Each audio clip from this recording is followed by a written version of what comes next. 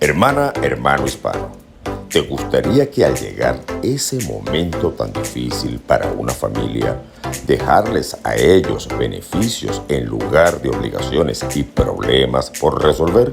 Te digo cómo mitigar el dolor de ese momento, llamando a Jennifer Chacón, tu agente de seguros de vida de confianza que habla tu mismo idioma y está disponible para ti las 24 horas del día.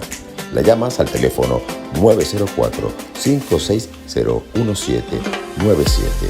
con el respaldo de Funeral Advantage y Lincoln Heritage con más de 59 años de experiencia en el país. Recuerda, 904-560-1797 y no esperes hasta último momento. Este programa llega a ustedes por cortesía de Dr. Water, el test del agua que usted consume en su casa totalmente gratuito, aprovechando las ventajas del agua alcalina y sin contaminar el ambiente. 754-201-9267. Y si solamente quieres inspirar tu vida de acuerdo a lo que dice el péndulo, las cartas del tarot o tus constelaciones familiares, solamente tienes que llamar a Virginia Bolívar, tu guía espiritual. Todos quieren saber quiénes son los responsables de mi imagen. Los responsables de mi imagen digital son la gente de Tono Creativo. Fuerte abrazo, amigos, donde quiera que se encuentren, desde los Estados Unidos de Norteamérica y para toda América Latina, con el corazón siempre en Venezuela. Esto es para todos ustedes y yo, Eliezer Elvitar. En el año 1992, por una resolución de la Asamblea General de las Naciones Unidas, fue declarado el día 3 de diciembre como el Día Internacional de las Personas con Discapacidad. Ha habido ciertos avances desde entonces.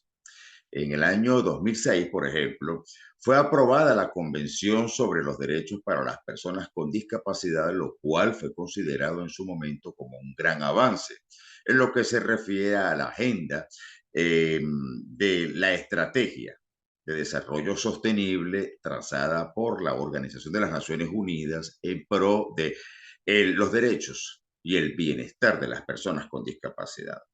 Fíjense una cosa, el día 11 de junio del año 2019, el secretario general de las Naciones Unidas, el señor Antonio Guterres, lanzó la estrategia de las Naciones Unidas para la inclusión de la discapacidad.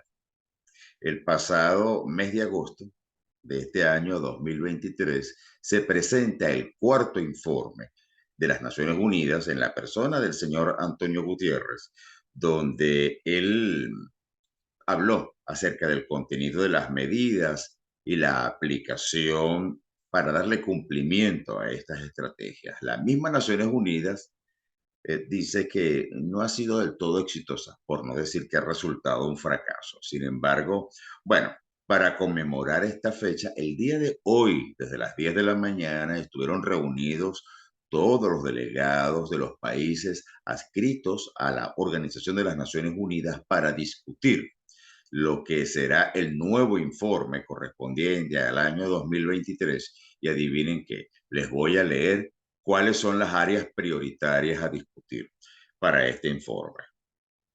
Basadas en la igualdad de género, la acción por el clínica, el financiamiento, que se traduce en prosperidad, y una nueva agenda de paz. Esos fueron los tópicos que se discutieron hoy en el seno de las Naciones Unidas. Esperamos que aparezca en internet algo el día de mañana. Hoy les tengo como invitada a dos personas a quienes conozco muy de cerca. Y no les voy a hacer esperar más. Mi primera invitada del día de hoy. Y bien, comenzamos con nuestra primera invitada del programa correspondiente al día de hoy, esta fecha tan especial. Se trata de la doctora Noralis Almarza. Ella es médico cirujano, egresada de la Universidad de Carabobo. Es especialista en medicina física y rehabilitación del Centro Instituto Nacional de Rehabilitación, doctor JJ Arbelo, adscrito a la Universidad Central de Venezuela, en el edificio anexo al Hospital Doctor José María Vargas de Caracas. También ella es especialista en sordoceguera y discapacidad múltiple de la Universidad Experimental Libertador, que está adscrita al Instituto Pedagógico de Caracas.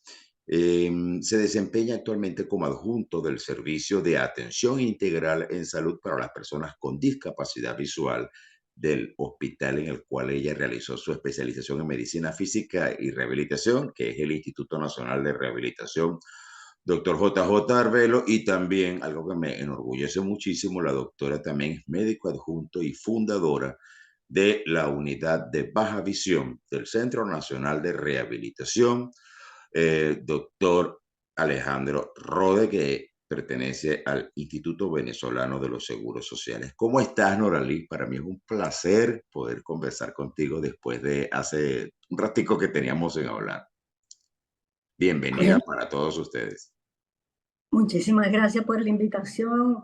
Muy, muy agradecida por esta oportunidad para poder conversar en este tiempo tan hermoso. Sí, Norales, el próximo 3 de diciembre se celebra a nivel internacional la fecha de la cual hablé en la introducción del programa, que es el Día Internacional de las Personas con Discapacidad. ¿Qué significa el Día Internacional de las Personas con Discapacidad para ti? Bueno, es un día especial porque nos reunimos muchas personas para celebrar un día donde muchas alcanzamos la independencia luego de haber sido rehabilitadas. Y poco a poco cada quien ve cómo se ha superado en cuanto a actividades diarias, el desplazamiento, conocer nuevos ambientes, y no solamente sales de tu hogar, sino que también puedes recorrer otros sitios ajenos a ti, gracias a otros compañeros que se han rehabilitado, es decir, no solamente tú, sino otras personas que ya conocen determinados sitios y tú puedes ir con ellos. Y lo importante que es cuando nos comunicamos, esa comunicación que tenemos entre personas con discapacidad. Entonces, este día también sirve para conocer otras personas que no viven en tu sitio de vivienda, en tu urbanización, sino hasta en otras ciudades, en otros estados, hasta afuera, internacional. Eso es increíble. Por eso es un día importante para nosotros, como personas con discapacidad. Ese Ya, y también es una fecha que para recordarle a la gente lo que significa la verdadera inclusión de las personas con discapacidad y para fomentar, para reforzar las luchas que ha habido en los últimos años para que esto sea posible. Ahora, una pregunta, Noralis, tú acabas de hablar en primera persona en la cual podamos participar los que nos hemos rehabilitado. ¿Qué discapacidad presentas tú, Norales? Bueno, mira, yo soy una persona en condición de sordoceguera. Esta es una discapacidad única. Primero pierdes la audición y luego poco a poco la visión, haciendo una persona que gradualmente pierde comunicación, pierde el acceso a la información, ya que no ves lo que está ahí en escrito, tampoco tienes braille. Entonces, los sistemas de computador no hablan en un principio, porque no están adaptados a ti, ya que tú no conoces tu discapacidad.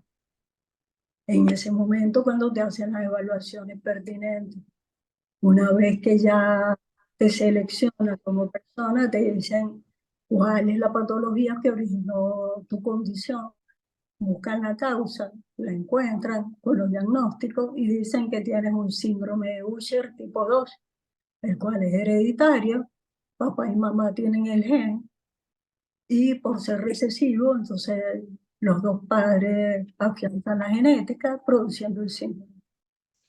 ¿A qué edad se te fue diagnosticado el síndrome de Usher? En- a eso de los 12 años, fíjate que pierdo la audición. Eso es gradual. El otorrino te coloca junto con el foniatra y el terapeuta de lenguaje una prótesis auditiva que te permite seguir estudiando, porque escucha a los docentes, los profesores como tal, y te deja llevar hasta la etapa universitaria. Pero ¿qué sucede en diferencia entre universidad y escuela básica? Que son grandes auditorios, donde hay más de 50 personas en un solo salón. Entonces la audición se achica, se hace cada vez peor, aunque tú tengas prótesis auditiva. Entonces te limita a los que tienes a la derecha, a la izquierda, y ya el resto de las líneas de estudiantes ya tú no escuchas lo que te están diciendo. Y se hacen una pregunta y estoy muy atrás, tampoco la escucho. Entonces empezaron los problemas de comunicación. Y vuelvo al otorrino. Cuando hacen el diagnóstico dicen que estoy perdiendo ya la audición, que ya las prótesis auditivas, a pesar de ser potentes, no daban la talla para poder escuchar.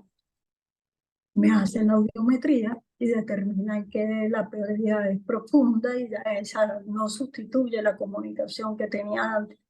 Por tanto, el alcance ya no era una prótesis, sino un implante coclear, que es el que tengo actualmente en el oído izquierdo. A mí me implantan en el año 2003. Tengo 20 años con él y gracias a esa tecnología auditiva yo pude seguir mis estudios. Terminé la carrera y no solo eso me permitió terminar la rural y luego hacer mi posgrado. Y Difícil, ¿ah? la parte visual, ¿en qué momento resultó afectada? Porque esa parte visual fue poco después de la auditiva. O sea, Le- casi simultáneamente. Empecé con disminución de la agudeza visual, tenía visión borrosa. Entonces llegué al oftalmólogo, ya no podía leer durante la noche, se me hacía difícil, ya estaba estudiando la carrera y el oftalmólogo hizo una evaluación donde dice que tenía una catarata, que esa catarata se podía operar y colocando un lente dentro del ojo, eso me mejoraba la función visual. Y así fue. Pero luego no se dan cuenta de que esto no era nada más la catarata, sino que también se había comprometido la retina. Existía algo que se denomina distrofia de cono bastón, y eso me estaba limitando la visión nocturna y la visión diurna. Ya no podía manejar vehículo motor porque no veía después de las 4 de la tarde, ya que en Caracas, donde hay muchos túneles, tampoco se limitaba mucho la visión. Entonces eso me complicó la vida y tuve que dejar de manejar. Luego los letreros tampoco los veía, se complicó el campo visual, no solamente la agudeza, y ahí poco a poco se fue complicando la visión hasta que llegué con un retinólogo y me dijo que eso era imposible, que eso era un síndrome de Usher. Ahí es cuando realmente diagnostican el síndrome, puesto que era una persona que ya tenía antecedentes auditivos y empezaba en los visuales. Eso era característico de ese síndrome, perder la visión nocturna, perder la audición en distintos grados de presentación de esa pérdida, y luego la baja visión y el campo visual por una distrofia conobastón. Eso es característico del síndrome y que nuestros padres no tienen nada, pero tienen una característica genética que son autosómicas recesivas, que ellos puede que no la tengan, pero sí la portan. Ellos portan el cromosoma que produce el síndrome. Y nosotros somos 4 hermanos. de los cuales los 3 primeros tenemos el síndrome de Usher tipo 2, ya que mis padres tienen lazos consanguíneos, son primos hermanos, y esta genética se afianza más. Por eso es que de 4 somos 3 sordociegos. Ya, tú manejas las estadísticas internacionales de la presentación del síndrome de Usher, Características internacionales. las estadísticas internacionales, la incidencia internacional. Eh, Perfecto. Está la Federación Internacional de Sordoceguera que dice que del 0,2 al 2% presentan esta condición de sordoceguera. En Venezuela, el 50% de la discapacidad a nivel visual es Usher, pero el 10% es tipo 1, que es congénito, y el resto que va a dar que el 90% es el adquirido, que es tipo 2 y 3. Son 3 tipos. Entonces, a nivel de Venezuela, tenemos que el 10% tiene discapacidad. Ya, yo te pregunté lo relacionado con tu discapacidad, entre comillas, para la información de la audiencia. Yo más o menos recordaba que cuál era el motivo por el cual tú tenías afectación tanto de tu audición como de tu visión, y cuando yo te conocí tenías una afectación del lenguaje, cosa que he visto que ha evolucionado bastante bien. Ahora, Norali, yo te acabo de preguntar qué significa para ti esta fecha tan importante para nosotros, quienes nos desenvolvemos en este mundo y las personas que tenemos algún tipo de discapacidad o mayor o menor grado. Pero, ¿qué significa para ti como médico poder ayudar a los demás ahora en tu rol de médico especialista en medicina física y rehabilitación y también como especialista en sordoceguera y discapacidad múltiple? Bueno, en primer lugar, en mi posición como especialista, yo digo que la familia que tiene una persona con discapacidad de este tipo tiene que acercarse para hacer las evaluaciones pertinentes cuando sabe que su niño tiene alteraciones en la comunicación. Si ya tiene 2 años, sabe que aún no desarrolla el lenguaje, que es el tiempo que uno espera que madure el aparato fonorreceptor y realmente empiece a construir una oración. O no hay problema de cuál es la palabra. Entonces, acercarse a los especialistas que estamos a la orden para la evaluación pertinente y hacer el seguimiento. El síndrome de Usher no se ha diagnosticado al principio porque los síntomas no se presentan todos de una sola vez. Primero puede presentar lo auditivo y luego lo visual. O primero lo visual y después lo auditivo. También el grado de pérdida es diferente, por eso es importante el seguimiento. No solamente el diagnóstico temprano, sino sus seguimientos. Eso es importante como especialista. Por esto que le acabo de mencionar. Y tratando la parte de la comunicación, eso es importante porque el niño puede hablar y comunicarse. Por eso es que existen sordos que son oralistas. Yo sin el implante soy sorda, pero me puedo comunicar. Ahora, si el niño nace con el Usher tipo 1, que es congénito, él no va a hablar así, porque nunca ha escuchado. Y los implantes cocleares se están colocando a partir de los 2 años de edad. Y gracias a eso pueden empezar la rehabilitación auditiva. Eso es difícil para los padres. Los padres tienen que aprender lengua de señas, que a través de esto los niños se pueden comunicar y se inhibe el factor de accesibilidad de la información. Entonces, tienen comunicación, pueden leer los labios y logran algunos sonidos fonéticos, pero eso los ayuda bastante. aquellos que no son evaluados, no son atendidos y quedan en etapa adulta sin nada. Entonces, no se pueden desenvolver y es más difícil para los profesionales hacer la intervención, no solamente el tratamiento, sino su independencia.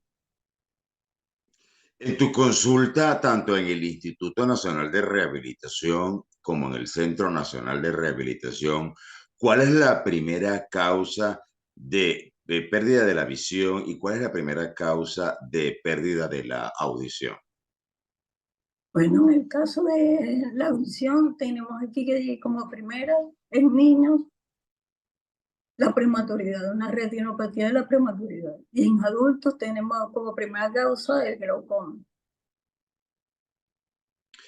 Ajá, y eso es en ambos hospitales donde tú trabajas actualmente.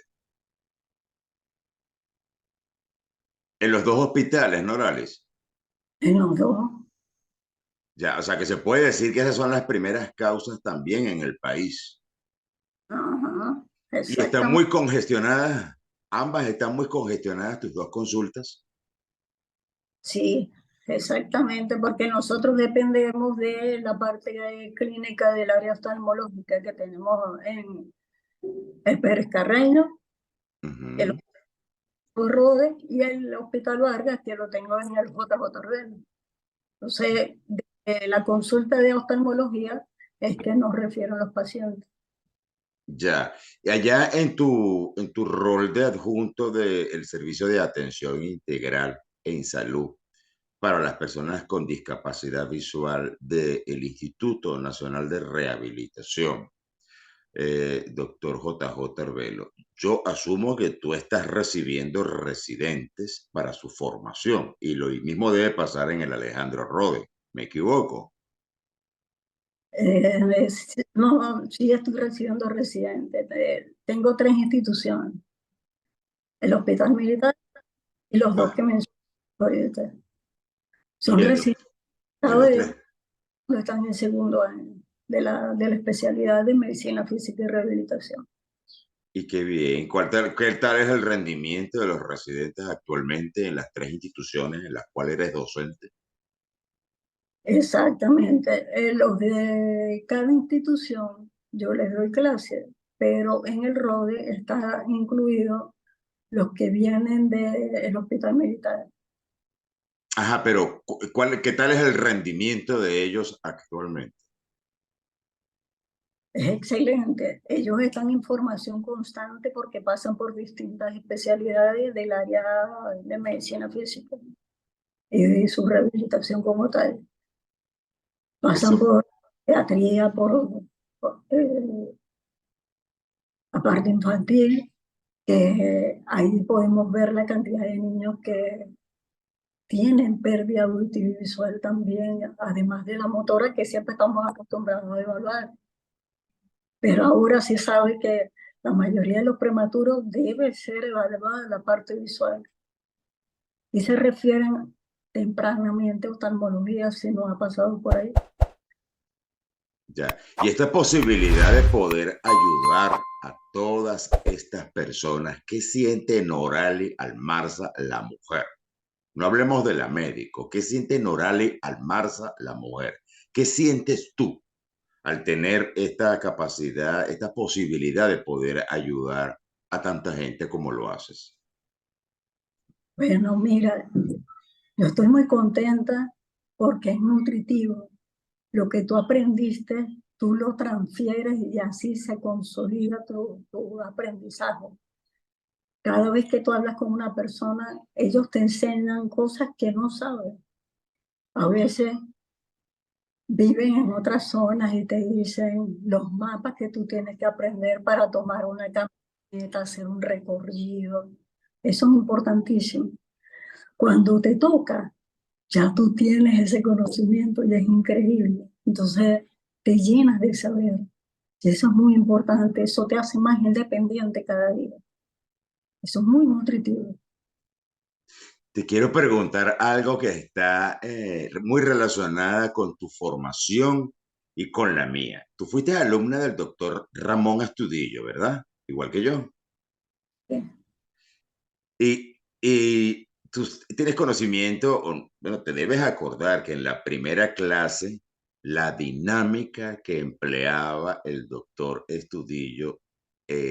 Astudillo, perdón, era que le vendaba los ojos a los médicos residentes en la primera clase para que sintiéramos qué sentía una persona que no puede ver. ¿Tú te acuerdas de eso? Sí, eso fue increíble. La gente temblaba o se quitaba los antifarras para poder ver. Yo me acuerdo de eso, todo el mundo. ¿Y cómo hacen los ciegos para ver? Y se hacían las preguntas. Dios mío, ¿cómo caminan? Mira, yo tiemblo de dar un paso. Entonces él decía, avancen, avancen, avancen. Y todo el mundo dándose trancazo con las cosas que tenía alrededor. Así es como camina un ciego cuando no está entrenado. Entonces nos explicaba lo importante que es la labor de nosotros para atenderlo. Tú sabes que yo me identifiqué mucho, particularmente con esta pasantía cuando rotamos por allá, por tu hospital, por el JJ Arbelo. Y yo le decía al doctor Estudillo que yo me quería quedar allá, formándome allá. Pero bueno, la vida me llevó por otros caminos y me formé en otras áreas. Sin embargo, bueno, desde entonces conservo una gran amistad, respeto y mucha estima hacia el doctor eh, Astudillo. Y bueno, aprovecho este espacio para enviarle saludos de mi parte. Le voy a hacer llegar, por supuesto, copia del programa. ¿Qué mensaje le envías tú al doctor Astudillo, Norales?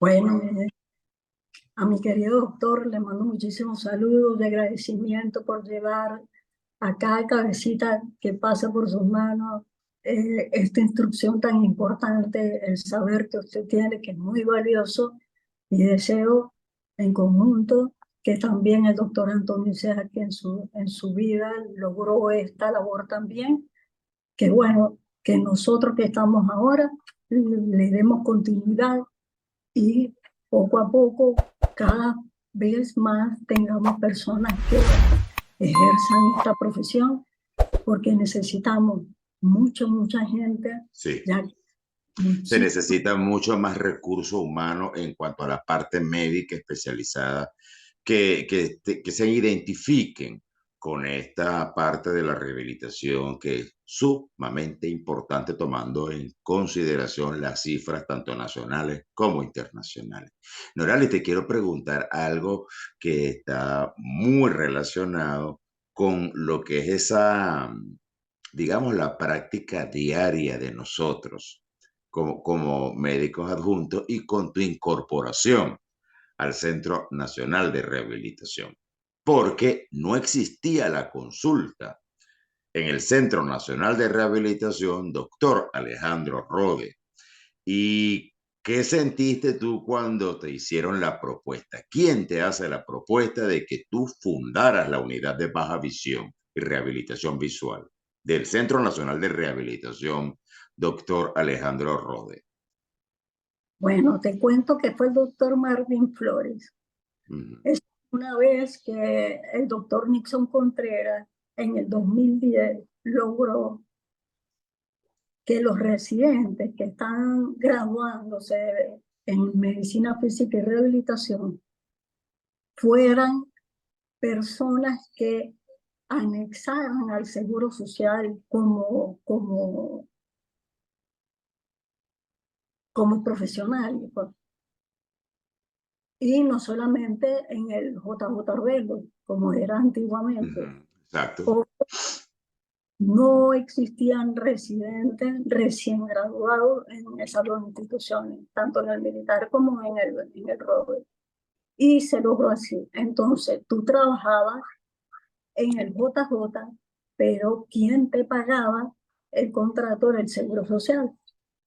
Entonces, firmando en el seguro mi contrato, me dio Marvin Flores.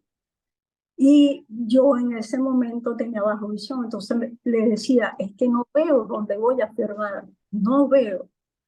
Entonces, él habló y me dijo, fíjate, yo no tengo esa unidad ya. Y como ellos decían que eran el centro más grande de rehabilitación que tenía Latinoamérica, el completo, lo hacían si yo habilitaba visual, porque hidrología no lo tenía mucha gente. Y contábamos hasta con piscina, que de hecho tú la llevabas.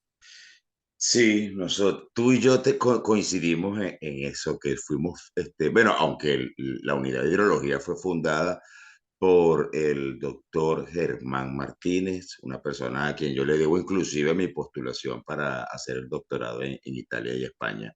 Y bueno, Dios lo tenga en la gloria porque ya hace un año que no está en este plano físico. Yo también le rindo tributo a él porque además fue un hombre que le dio mucho a nuestro país a cargo de ese complejo de hidrología que estaba allí. Creo, tengo entendido que actualmente está cerrado. Es una verdadera lástima. Y bueno, en algún momento tú y yo fuimos los únicos especialistas, cada uno, en nuestras respectivas subespecialidades. Y tengo entendido que en ambos casos sigue siendo así. Tú eres única en el país y yo fui único en el país hasta que salí de Venezuela.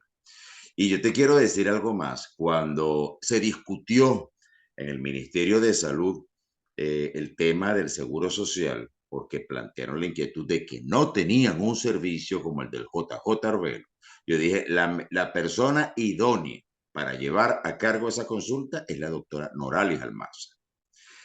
Y entonces, bueno, yo te digo una cosa, yo me empeñé, yo puse mucho empeño en que fueras tú. Y no por hacerte un favor a ti, porque tú eras mi amiga y tú sabes que yo te quiero mucho, que eso no es nuevo para ti escucharlo, sino porque tú, además de que eres un médico con una alta preparación, eres un médico con una elevada calidad humana y sensibilidad que hacen falta para este tipo de desempeño como médicos, sin apartar lo científico, porque Eso es, nosotros no podemos seguir siendo científicos siendo personas con sensibilidad humana para nuestros pacientes, porque el paciente también necesita que ser tratado con humanidad, con calidez, además de calidad, con calidez. La calidez es muy importante para nuestros pacientes. Aunque nosotros, te sucede a ti y me sucedía a mí allá, que teníamos que ponerle carácter a los pacientes. Número uno, porque habían pacientes que eran indisciplinados, tú lo sabes, y habían otros que sentían que no lo podían lograr.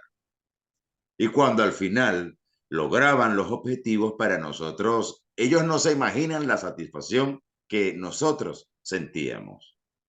En tu caso, me imagino que tú experimentabas la misma experiencia.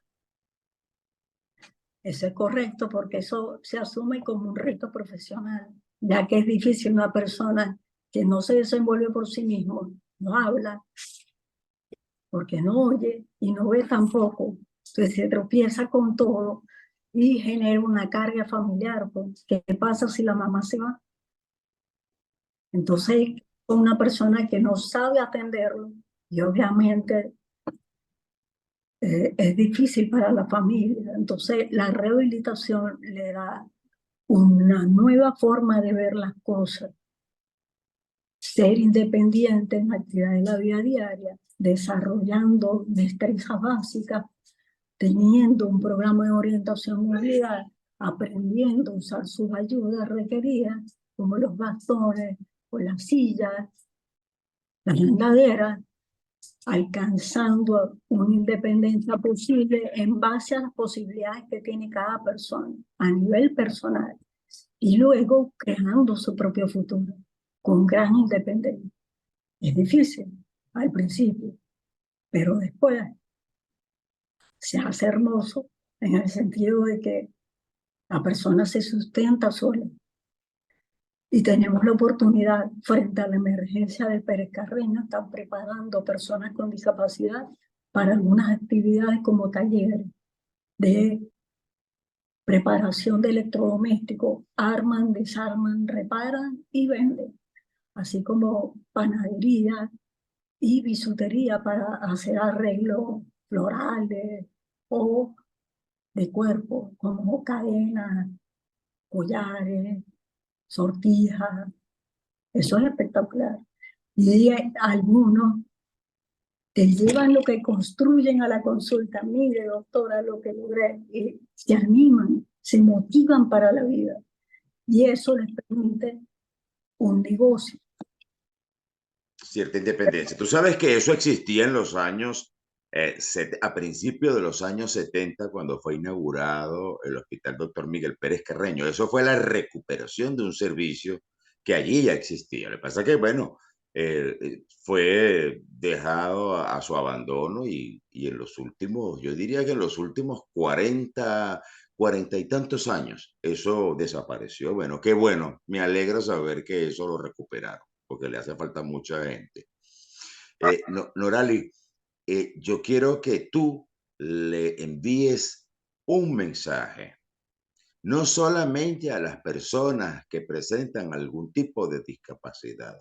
Yo quiero que tú le envíes un mensaje también a las autoridades del país, a los profesionales de la medicina y sobre todo a nuestros colegas médicos fisiatras que comparten la especialidad con nosotros.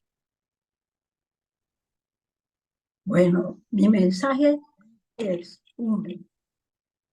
Primero, necesitamos que apoyen las personas con discapacidad en cuanto al requerimiento de la adquisición de sus ayudas, como los bastones, los equipos de computación con los sistemas parlantes, como el JOS, por ejemplo, que le va a permitir el alcance del aprendizaje a nivel superior por la velocidad que esto genera. Y así hacemos equiparación de oportunidades en estas personas, ya que sabemos que una página de carta escrita a tinta serían 4 en braille. Entonces, esto es mucho trabajo para el ciego. Así que la velocidad del computador es mucho mayor. Y así nivelamos la parte auditiva y visual. En lo que son sordos ciegos, lo que acabo de mencionar de lo auditivo es llamado línea braille, donde el teclado tiene un renglón donde se toca en braille lo que está ahí en la pantalla, escrito aquí. Y es más rápido para los. Y así tenemos profesionales con discapacidad, profesionales en las distintas carreras, que pueden ser para los ciegos. Y para las personas, por ejemplo, hacer los programas del guía vidente y aprendan cuando vean un ciego en la calle con un bastón. No se lo quiten para señalar que viene un... Háganlo en voz. Si ven que el regatón es rojo porque es sordo ciego, no lo va a escuchar, pero lo tocan en el hombro a ver si habla. Si habla, entonces él se va a desenvolver. Si no habla, mueve la seña. Si no la sabe, por lo menos deténganlo porque se puede caer. Y así, con el programa de guía vidente, hacemos que todos podamos compartir este hermoso territorio que tenemos a nivel internacional. Es decir, todo nuestro bello universo, con las personas con discapacidad. Gracias. Muy bien. Yo quiero decirte que, bueno, que en este Día Internacional de las Personas con Discapacidad, yo me siento más que orgulloso de gente como tú, que ha superado sus limitaciones, que son bien importantes para el desenvolvimiento de nuestra vida cotidiana y que la gente común viera como algo irrealizable, que una persona con una discapacidad mixta como la tuya pudiera desempeñarse como médico y peor, como médico especialista en medicina física y rehabilitación. Yo sí me siento sumamente orgulloso de ti. Bueno, te reitero mi cariño de siempre, Norales, y que siga adelante. Yo sé que tú vas a continuar siendo la mujer exitosa que eres. Y bueno, te adelanto, feliz Navidad hasta el año que viene. Muchísimas gracias. Muchísimas gracias. Cariño para todos allá. A mi audiencia les recuerdo que acá abajo está la cajita para que le den like, se suscriban, activen la campanita de notificaciones, compartan el programa y serán muy bienvenidos sus comentarios. Amigos, ella fue la doctora Noralis Almarza, médico fisiatra venezolana, especialista en sordoceguera y discapacidad múltiple. A ella la pueden encontrar en el Instituto Nacional de Rehabilitación, doctor JJ Arbelo, que está adscrito al Hospital Doctor José María Vargas de Caracas, y la pueden encontrar también en la consulta de baja visión del Centro Nacional de Rehabilitación, doctor Alejandro Rode, adyacente al Hospital Dr. Miguel Pérez Carreño de Caracas. Esto fue para todos ustedes y yo, Eliezer Elvitar. Muchísimas gracias por su audiencia y nos vemos en la siguiente parte del programa con otro invitado sumamente especial. Hasta la próxima. Como siempre les digo, se me cuidan mucho.